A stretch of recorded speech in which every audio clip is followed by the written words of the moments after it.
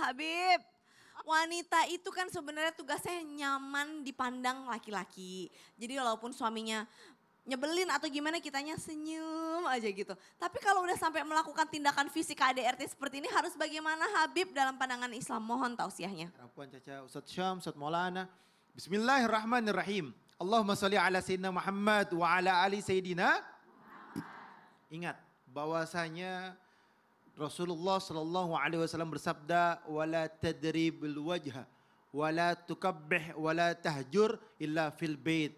Dan janganlah engkau memukul istrimu di wajahnya. Dan jangan pula menjelek-jelekannya serta jangan melakukan hajar, mendiamkannya selain daripada di rumahnya. Mana yang pertama adalah berbuat baiklah wa ashiruhunna bil ma'ruf terhadap siapa?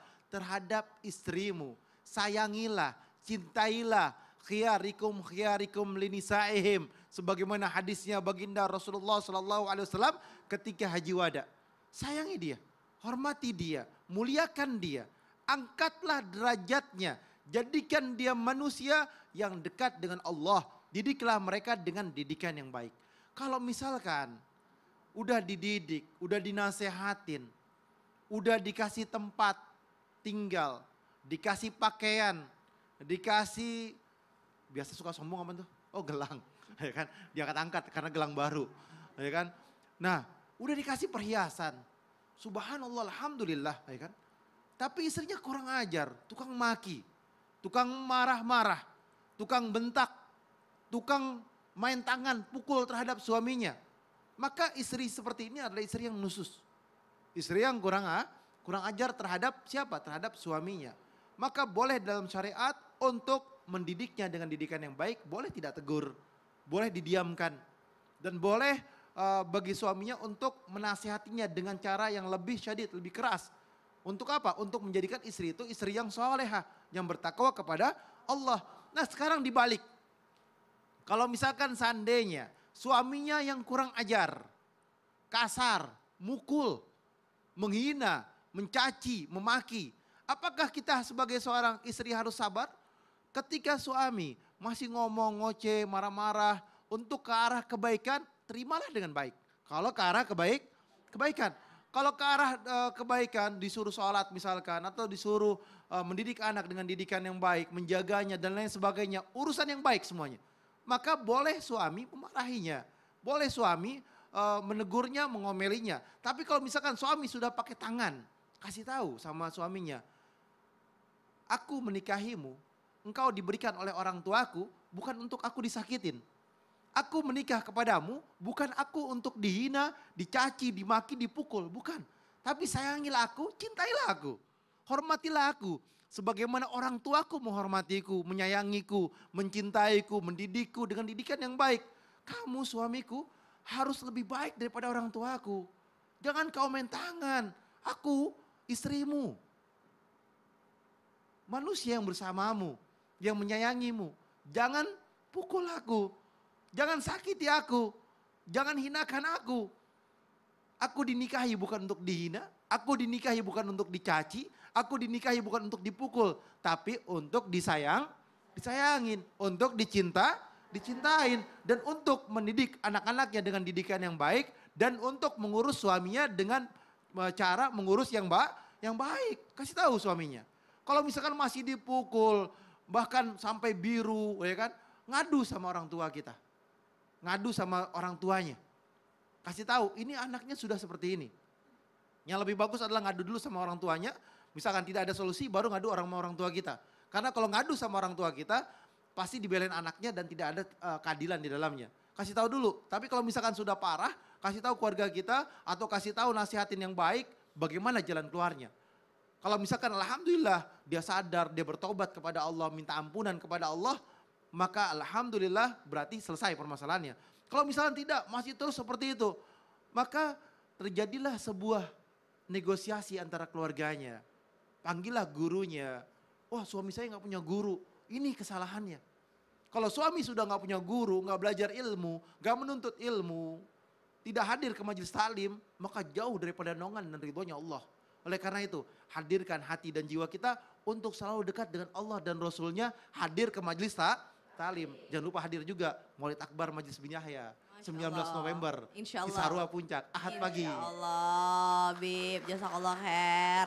Masya Allah, ini penting banget tadi pesan dari Habib ya. Itu masalah orang zaman sekarang adalah nggak punya guru. Itu penting loh jamaah. Jadi kalau sekarang jamaah merasa nggak punya guru, ayo cek kanan kiri depan belakang ada guru nggak deket tinggal di situ. Berguru lah, harus punya guru ya. Jadi kalau ada apa-apa tuh bisa ngobrol sama gurunya. Nah jamaah. Ada yang mau nanya lagi nggak nih sama guru-guru kita? Sekarang masuk lagi deh ke segmen Tanya Dong Ustadz. Kami semua tanya dong Ustadz. Sebelah kanan udah saya kasih kesempatan, yang sebelah kiri deh siapa yang mau bertanya coba angkat tangan. Ayo saya pilih ya yang pertama, silahkan Ibu. Assalamualaikum warahmatullahi wabarakatuh. Waalaikumsalam warahmatullahi wabarakatuh. Perkenalkan, nama saya Isnur Holisoh dari Majelis Taklim Rodatul Mutakin Cibiru Bandung. Saya mau bertanya sama Pak Ustadz Maulana. Ya Ibu. Pak Ustadz, katanya orang yang marah itu dihasut sama setan. Benar nggak ya? Iya, berarti kita itu harus diruqyah ya Pak Ustadz. Mohon ya Pak Ustadz penjelasannya ya. Terima kasih. Assalamualaikum warahmatullahi wabarakatuh. Waalaikumsalam Tinggal di mana? warahmatullahi wabarakatuh. Di Bandung. Iya, Bandung. kemarin Tentang Pak. Maulid Akbar. Ini datang Maulid Akbar. Tanggal 19. 19 November insya Allah. Baik kepada semuanya. Pertanyaan Ibu bagus. Bagus sekali. Apakah marah itu pemicunya setan? Iya. Iya.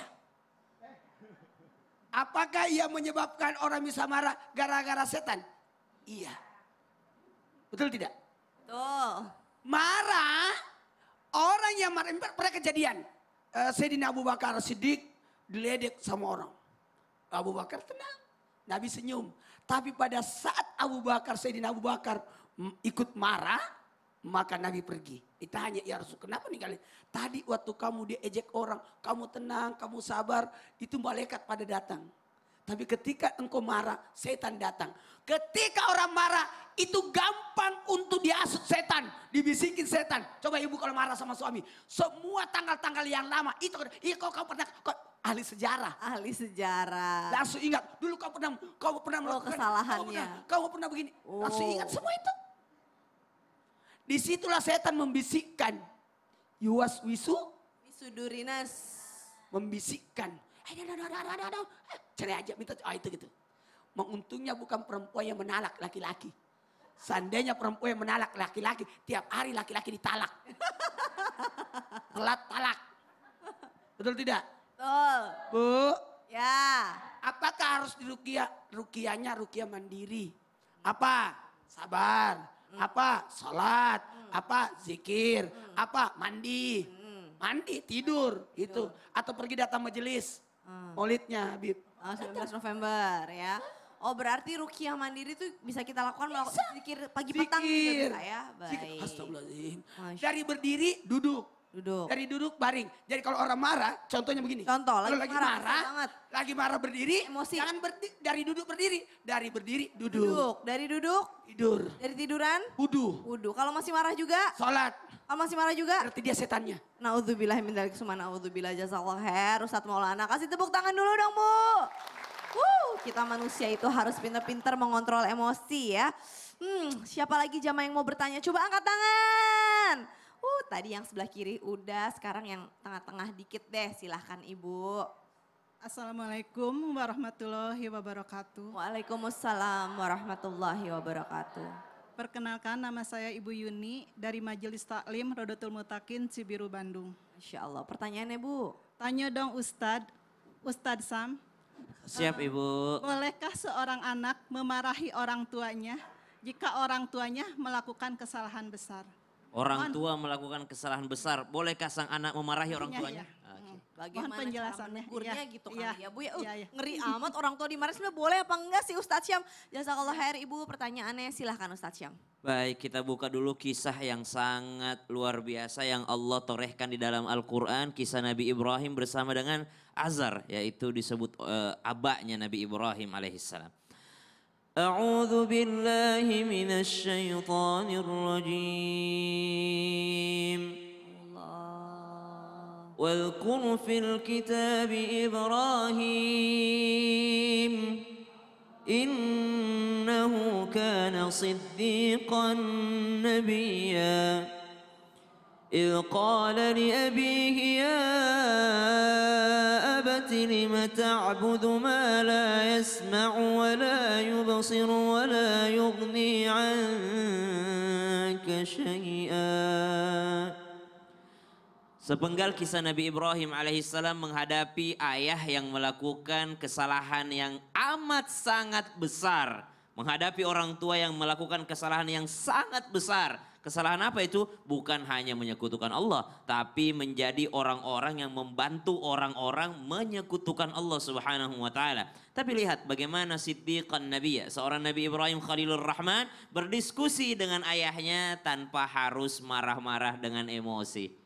Menasehati, mengingatkan sangat boleh, bahkan wajib. Kenapa? Kita tidak pengen orang tua kita terjerumus ke dalam kesalahan yang berulang-ulang kali.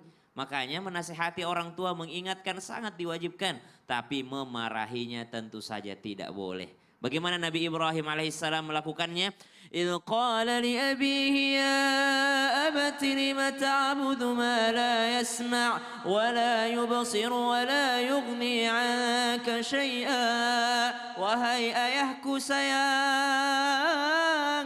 Menggunakan redaksi wahai ayahku sayang. Bukan ya abi, tapi ya abati, wahai bapakku yang aku cintai. Lima ta'budu, kenapa engkau menyembah? La yasma, sesuatu yang tidak bisa mendengar. Wala yubsir, sesuatu yang tidak bisa melihat. Wala yugni anka syai'a, sesuatu yang tidak bisa memberikanmu apa-apa. Sesuatu yang kau sembah itu sesuatu yang sangat miskin. Ya abati inni qad ja'ani min ilm. Maka jikalau dalam hal menasehati tentu dengan ilmu. Kalau enggak punya ilmunya bawa ke Maulid Akbar 19 November. Bawa ketemu dengan orang-orang yang berilmu. Bawa ke pengajian. Siapa orang-orang yang didengarkan oleh orang tua kita. Cara menasehatinya bukan kita yang memarahinya. Biar orang yang punya kapasitas yang memarahinya, yang menasehatinya. Kalau kita merasa tidak punya kapasitas. Pakai ilmu. Nabi Ibrahim dilanjutkan lagi kisahnya. Ya abati lima la ta'budis syaitan. Ya abati la ta'budis syaitan. Jangan nyembah syaitan wahai ayahku. Ya abati inni akhafu an yamassaka adzabun minar rahman. Sedikit ngancem orang tua tuh gak apa-apa. Ngancem-ngancem dikit. Papa gak boleh tahu kayak gitu, haram tahu hukumnya, bisa masuk neraka. Nabi Ibrahim ngancam ayahnya, apa katanya? Ya abati inni akhafu ayyamassaka adzabun minar rahman. Wahai ayah, aku sangat takut engkau bisa dapat azab dari yang maha pengasih. Tapi bahasanya dari yang maha pengasih. Maksudnya sembari menasehati ayahnya, sembari dia berharap sama Allah agar mengasihani orang tuanya. Yang maha pengasih yang dikatakan oleh Nabi Ibrahim alaihissalam. Tapi ternyata itu semua gagal. Ayahnya Nabi Ibrahim alaihissalam mengusirnya. Aragibun anta an alihati ya Ibrahim. La in lam tantahi la arjumannaka wahjurni maliya. Ibrahim berhenti enggak? Kalau enggak berhenti kuusir, bahkan kupenggal kau Ibrahim. Kata Azar kepada Nabi Ibrahim alaihissalam. Lalu Nabi Ibrahim tetap menjawab dengan kelembutan, dengan penuh memuliakan, dengan penuh kehormatan, penghormatan kepada ayahnya. Qala salamun alaik. Semoga engkau selamat wahai ayahku. Sa'astaghfiru laka rabbi. Saya berharap engkau diampuni oleh Tuhanku. Innahu kana bi hafiya. Tuhanku itu sangat baik kepadaku. Menasehati orang tua adalah sesuatu yang sangat-sangat berat dan juga sebuah dilema. Banyak di antara kita beruntung lahir dari orang tua yang baik, udah sholat, udah puasa, udah beriman. Tapi tidak sedikit juga anak-anak yang lahir dari orang tua yang toksik. Lalu itu adalah ujian mereka, tahan emosinya, tahan amarahnya. Karena Allah tidak ridho kalau kita marah dengan sesuatu yang tidak benar tempatnya. Sayyidina Ali pernah berperang dari subuh sampai sore. Ketika sudah berperang berkelahi, pas sore hari sudah bisa menusuk orang tersebut. Pas mau ditusuk pakai pedang, diludahi wajahnya Sayyidina Ali radhiyallahu anhu. Langsung dia tarik pedangnya, nggak jadi ditusuk. Ditanya, wahai Ali, dari pagi engkau berkelahi, engkau mau membunuhnya. Kenapa pas dia ludahi wajahmu engkau berhenti untuk melawannya? Kata Sayyidina Ali, karena waktu pagi saya melawannya karena Allah. Tapi waktu sore saya melawannya karena nafsu saya sendiri. Jadi saya tidak mau melakukan sesuatu bukan karena Allah. Masya Allah, jadi itulah belajar buat mengontrol emosi ya, Betul. mengatur emosi ya. Tapi kalau ngedengerin kisah Nabi Ibrahim alaihissalam tuh Masya Allah banget ya Ustaz Syam ya. Masya Allah. Itu tuh kayak tingkat keimanannya bener-bener another level banget gitu. Betul, karena Nabi itu kan lebih tinggi ujiannya. Masya Allah, tabarakallah. Another level itu. Jazakallah khair. Beda level. Beda level, baiklah jazakallah khair. Kasih tepuk tangan dulu dong. Masya Allah. Jadi boleh sebenarnya kita mengingatkan orang tua kita, bahkan mengingatkan tentang api neraka ya Ustadz Syam ya. Tapi tetap dengan cara yang baik. Jamaah. Apa yang mau nanya coba angkat tangan lagi. Yang sebelah kanan kan tadi udah 3 kali. Sekarang sebelah kiri juga 3 kali lah biar adil saya ya. Silahkan Ibu. Assalamualaikum warahmatullahi wabarakatuh. Waalaikumsalam warahmatullahi wabarakatuh. Nama saya Suryati dari Majelis Taklim Raudatul Muttaqin Cibiru, Bandung. Mau tanya dong Habib, Mangga. apakah perbedaannya marah dan tegas menurut Islam? Terkadang orang yang tegas itu nadanya suka tinggi. Nah, tapi apakah ada cara tegas yang diajarkan oleh Rasulullah?